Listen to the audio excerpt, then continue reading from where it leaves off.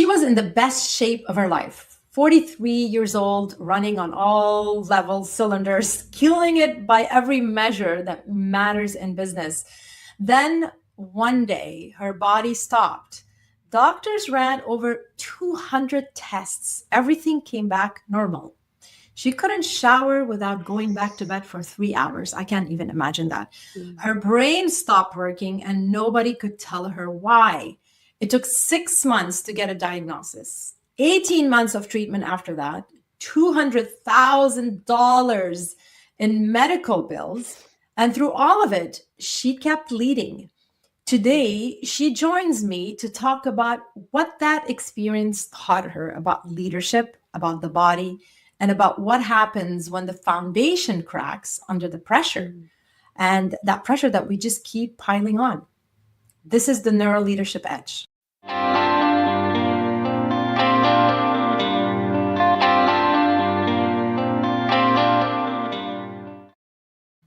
I'm Claire Hayek, neuro leadership expert, TEDx speaker, and founder of Mind, Soul, Purpose Team Building. I spent more than 20 years leading high-stakes projects and teams under pressure. This show exists because pressure is the defining variable in leadership performance, and most leaders are never given the tools to handle it. Today's conversation is going to give you 3 things: a complete different way to think about your body as a leadership asset and what happens to your performance when you stop treating it like one. 2, an honest look at what it costs to push through when your foundation is already cracked. 3, a practical lens for what holistic leadership actually means in actual practice, not as a theory, not as a concept, but as a lived operating system. So let's dive right in. My guest today is April Diaz, founder and CEO of Ezer Co. April has spent over 25 years in leadership and human development. She has worked with more than 1,000 leaders across industries, C-suite execs, professional athletes, Olympians, and emerging leaders worldwide. Her work centers on what she calls holistic leadership, the idea that actual external results are a direct reflection of internal capacity. She definitely speaks my language. And she has lived that principle in ways most people never have to.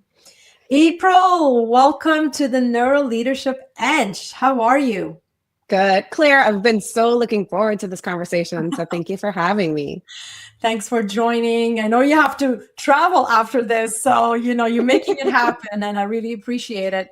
April, let's dive in. I want to start right away, and let's start right where it gets real. You are 43 years old.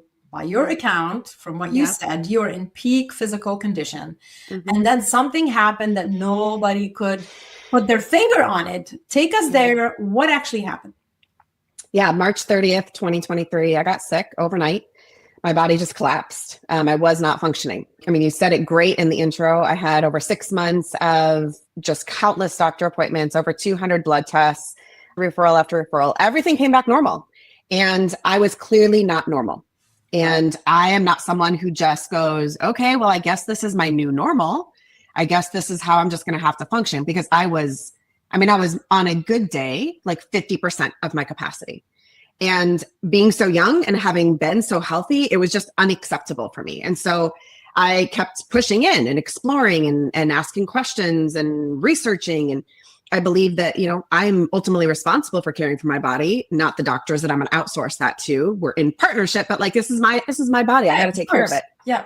So finally, November of 2023, I saw the right doctor, got into the office. He listened to my story and said, I think I know what's going on. Let's run a couple of tests. Those 2 tests came back very definitive, very clear.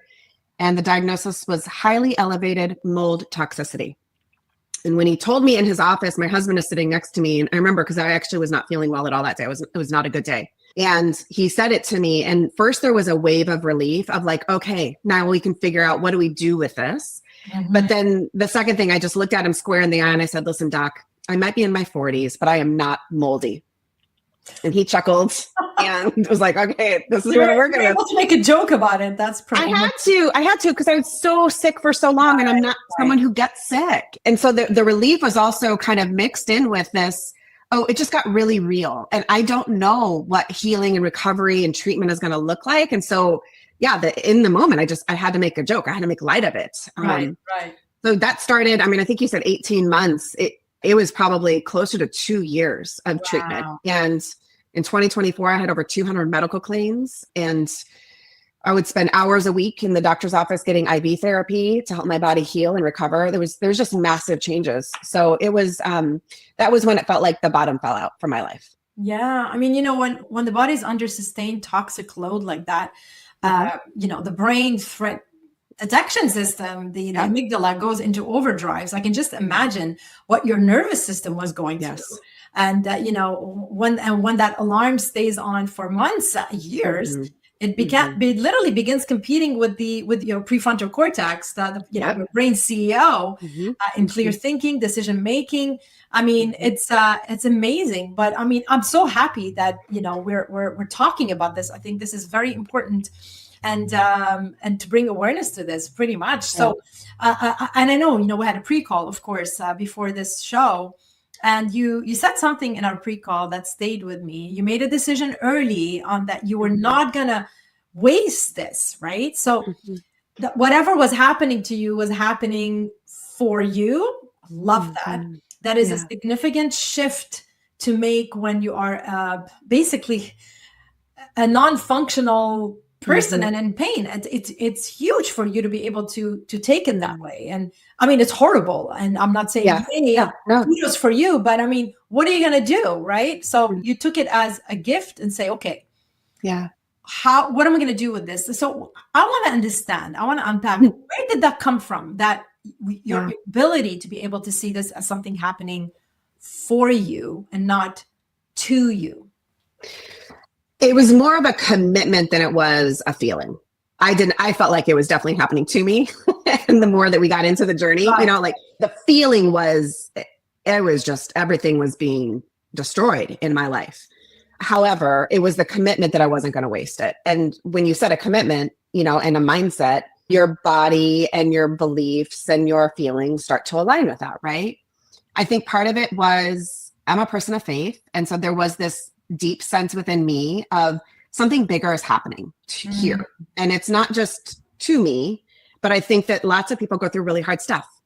And I know that when I look at people that I have lots of respect for, I admire, I want to be like them when I grow up, I look at them and nobody's had it easy. They've been fired, they've been divorced, they've lost a child, they have experienced extraordinary difficulties. But I look at what has happened in their life and go, oh, it was actually those really difficult, painful struggles and challenges that forged something really beautiful and powerful in their life. And I want to be like that. I just I don't see anybody in my world that I really respect and go, they have had it so easy. They had a trust fund and they never experienced anything difficult. And they just had it up and to the right their whole life. Rarely the case. Never, because it's not our life. That's not lifing. Yeah. And so I made that commitment because I also just know like lots of people go through really hard stuff and don't have as much privilege or don't have as many resources. And so if there's anything that I can leverage for the other, I want to be able to be of service. And so even this year, I entered into 2026 feeling good for the first time in 3 years, entering a new year. And I actually started 2026. A friend referred me to a friend, and she is experiencing mold toxicity and just a ton of stuff. And we spent 2.5 hours on the phone on January 1st, 2026. And there was something very redemptive and like full circle for me of going, she is starting the year with so much loss, so many questions, so much pain. And I am entering a year so grateful for the health and the healing and the restoration that has happened. And it's still in process for sure. Do not get me wrong. But like there's this belief that I have that we belong together, we belong to one another. And so if this is just happening to me, then what the hell? That's ridiculous. Right. That just feels so wasted in and of itself. It has to have some sort of ongoing impact. I mean, the reframe you're describing is one of the most powerful things a brain can do under pressure. When we shift from this is happening to me, to this is happening for me. We're not just being naively, if I could say, optimistic. Yeah, right. We are doing something very specific neurologically, or which people don't realize. We are literally activating the prefrontal cortex and the brain CEO right here, instead of staying locked in the amygdala response in the fight or flight. And that single shift, it changes everything, and it changes what the brain makes available to us: problem solving, creativity, connection, forward planning, so that shift completely puts you in the right brain to do the right thing that helps you. And by helping you, you're helping others. So I love this story. And I'm sorry all of this happened, but maybe something about you leading this or going through it, the way that you were able to reframe it and use it for good, I think, it was as horrible as it was. I think it was a good thing that it was in your own hands. And that's the crazy thing about being human, right? Is like two things can be true at the same time. It was horrible. It has been the most catastrophic 3 years of my life. We have lost so much. It has been so painful. It's been so disorienting. It's been a complete nightmare. And it has reshaped my company. It has I feel rewired in my DNA. I feel like a completely different human. And I am living into this next chapter in a very different way than if I would have stayed on that current trajectory, right? So two things can be true at the same time. And part of what I love about your work and being able to be having this conversation on this podcast is, yes, how do our brains work for us? How do we train our brains in a way that align with who it is that we want to become and the impact that we want to have in the world? Yeah, I mean, it's the difference between a brain in threat mode and a brain in growth mode. And basically, your body was broken, but your brain found a way to stay in growth mode anyway, right? So you told me about, we talked about your framework, the pillars of your work, and that it all stayed intact throughout all of this. The structure did not change, but something did. You described it as a different level of embodiment. And I know you just touched on that a little bit, but help me understand what that means in practice. So what does a leader look like before that kind of embodiment, and what do they look like after? Yeah. So we have a 6-part framework, and it begins with physical. The 6 different parts are physical, emotional, mental, relational, spiritual, and renewal. They are in that order on purpose. They're interconnected with each other, but it begins with physical. So that was something that was taught to me in my 20s, like 20 years ago when I was working with my very first coach. But we define physical as that your body is the basis for your whole life. It's the vehicle by which you do everything. Everything, without your body, you cease to exist. You don't function in the world. And we all know this even from when you get a cold, right? Or you get the flu and you're like, well, canceled all the meetings for today. Can't go to the office. Like, got to bump everything and reconfigure. Like, it just messes everything up when your body is not doing what it is that it is supposed to do. And so I have known this. I even experienced it through years of infertility, right? Like when your body doesn't do what it's quote unquote supposed to do, it throws all kinds of things off. But for me, when I got diagnosed with my mold toxicity, I had to experience how my body was the basis for everything else in a very different way. It was the basis in my marriage, in my parenting. I would tell my kids to go unload the washing machine, but I'd be pointing at the dishwasher and they would look at me and like thought mom has lost her mind. Right.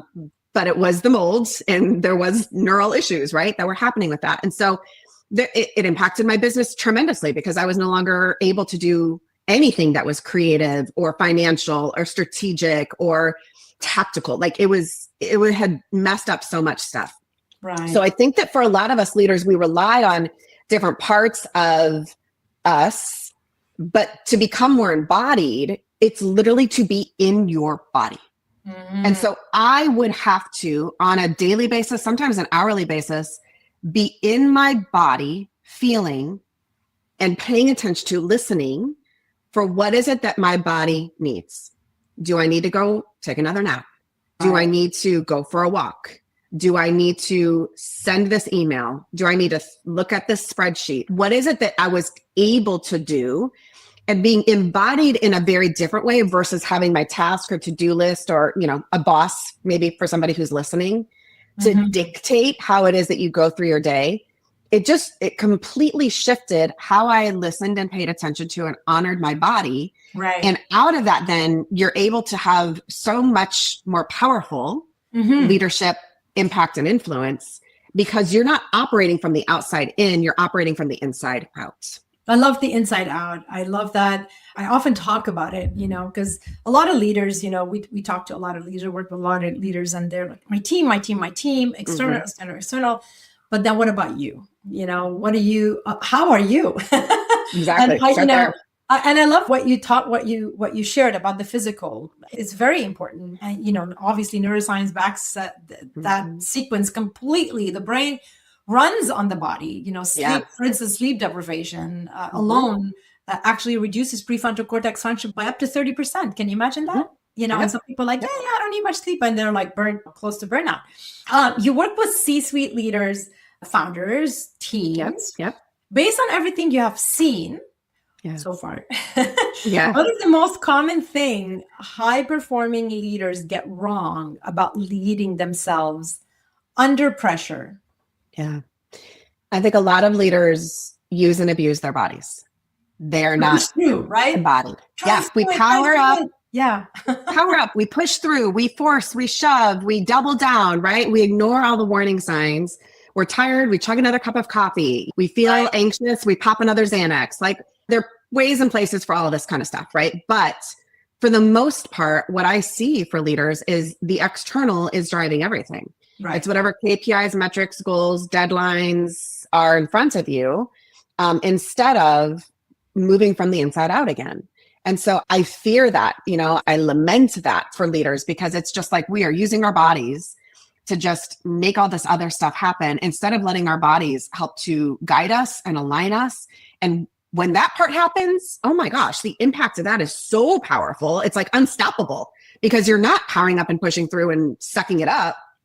There is a flow that is very different. Absolutely. I mean, I hear that constantly in leadership circles, push through, I thrive under pressure, to a certain extent. And I get it. The brain actually has a biological mechanism that makes this feel correct, the right thing in the short term. That's the key word, in the short term. Exactly. Cortisol, and I'm sure you know this, cortisol and adrenaline, they created temporary, that performance spike, that, wow, we're doing so well. This is great. It's working for me.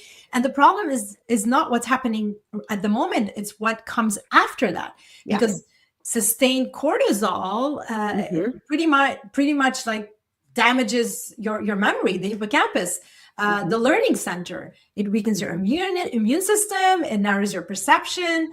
And leaders that, live through that, and they push through, that push through cycle, etc., literally running on a borrowed, I guess, call it borrowed energy or borrowed time and capacity.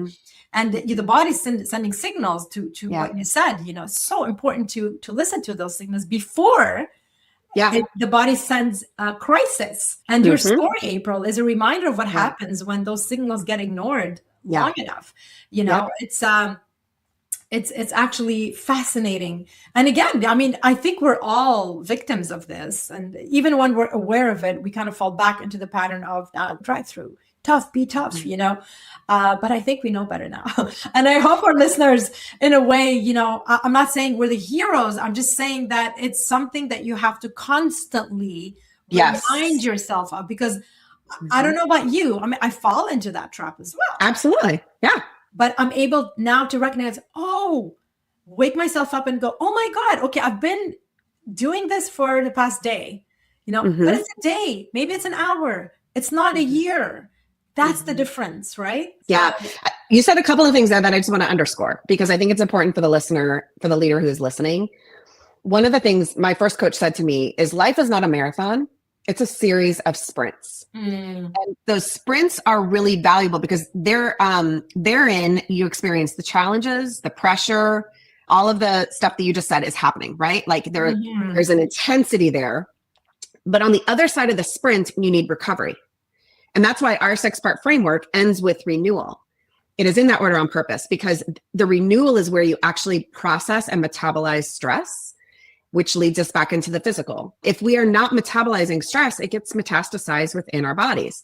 And Yeah. stress is good, right? When we work out, like I worked out this morning, and you have to lift heavy in order to break down the muscle, in order to build the muscle. It has to be put under stress in order for there to be growth. But you can't work out the same muscle at the same weight every single day. Otherwise, there will be tears, there will be damage, there will be injury. The same is true for the whole of our bodies. But for most leaders, we run from sprint to sprint to sprint to sprint to sprint to sprint. No And recovery. yeah. And then we like crash on vacation and we come back and we're not even renewed because we're so overextended. We have pulled in those reserves for way too long. And like you said, we're moving on borrowed time. And so I think it's really important to think about the sprints and then the recovery for how is it that you are actually metabolizing your stress. And then the other thing that I want to say, just as a side note, but one of the things that felt really important to me when I got sick was I felt a lot of shame in the beginning because I was like, why didn't I see it coming? Why did I not know that I was experiencing and internalizing all of these toxins that was causing my body? And I can't go in retrospect and figure all of that stuff out. But one of the things that became very clear to me is it may not be my fault, but it is my responsibility. And sometimes things do happen to us that are not your fault. I did not ask for the mold to grow in my home, right? I did not eat Petri dishes and put them underneath the cupboards and the ceilings and the floorboards and, fester that mold. It wasn't my fault that happened, but it then became my responsibility. And as leaders, that's one of the first things that we do is we take responsibility. And so first and foremost, that has to happen with our body, with our recovery, with how we metabolize our stress. Yeah, definitely. Thanks for sharing. I like the muscle analogy. I love the sprint and the putting stress on the muscle and the recovery part. That's always good. It's always good to understand and embody that when you have something visual or relatable to look into, to compare it against, right? So, okay, it's time for the rapid fire. Right, short answers. First instinct. We're gonna move through these. Ready? Yeah, I'm ready. Let's go. All right. So one word that describes how you led yourself through the hardest part of this experience. One word. Tenderly. What's that? Tenderly. Tenderly. I love it. The belief most leaders need to let go of right now. That you have to be certain in order to move forward. You don't have to have everything figured out. You can take that little step. Awesome. Best investment you have made in your own leadership capacity. For the better part of 20 years, I have taken a silence and solitude day every month. That's amazing. Amazing. I've done a four-part, 4-year, 4-day, no food, no water, no speaking, with more on the native, First Nations traditions. And it was life liberating. It's so good. And then when you speak after that, your voice is different. It's amazing how powerful that is. I didn't know that. Thanks for sharing. Okay, moving on. A book that shifted how you think. So many. I will say Brene Brown's Dare to Lead. Oh, that's a really good one. It's great. All right. Well, for anyone listening who wants to go deeper with April's work, April, where do they find you and what is the best next step at this point? Yeah, the best place to go is our website, ezerandco.com. It's EZERANDCO.com. And if you want to kind of tiptoe into what does this holistic leadership look like, how am I really doing, on our homepage, you can click onto the Whole Leader Snapshot. And it is really helpful to help you see kind of where you're doing well, where your blind spots are, and where it is that you need to tap into first in order to really lead yourself more holistically first. I did it. I loved it. It's a really great tool. Go do it. We'll leave the link in the description. I love when my guests add value to our listeners. Thanks, April. Absolutely. And for everyone listening, if today's conversation landed, if you recognize something in April's story about what happens when the foundation cracks under pressure, I want you to get your hands on my free pressure reset scripts. I will leave the QR code here on screen. There's 7 short, specific mental resets for real moments. So when that pressure is coming, it's pressing and it's high. And you need to think clearly and stay grounded. You could just download these. I will also say the URL. It'll also be in the description, clairehyatt.com/reset. Download them, use them. They're for you. And before I let you all go, reminder, this is so important. Subscribe to the Neuro Leadership Edge podcast. This is not just, hey, subscribe. No, there's a reason why I ask. Every subscriber helps this show grow, reach further, and bring you the caliber of guests and conversations that actually move the needle. So by subscribing, the show becomes more popular and I'm able to attract different caliber of guests. And I'm blessed that I have wonderful guests like April joining us today. But let's all work it. This is a community. This is why I do it. I do want to bring value to you and to my guests as well. April, thank you for bringing your full story here today. It takes courage. It takes courage to be this honest about what broke and what you built. And that is, for me, that is true leadership. Any final words for our listeners? Yeah, Claire, thank you. I think the thing that I tell leaders most often is you need to lead yourself holistically first. You are the only one that's responsible for that. No one else is going to take responsibility for that. That's nobody else's job. It's your job. And the degree to which you lead yourself holistically first has massive implications and impact on everything and anyone else in your world. So start there. It's worth it. You're worth it. Wise words, everyone. Wise words. Thanks so much, April. Lead boldly, stay human, and turn every challenge into a gift because they are gifts. See you all next week. Thanks so much, April.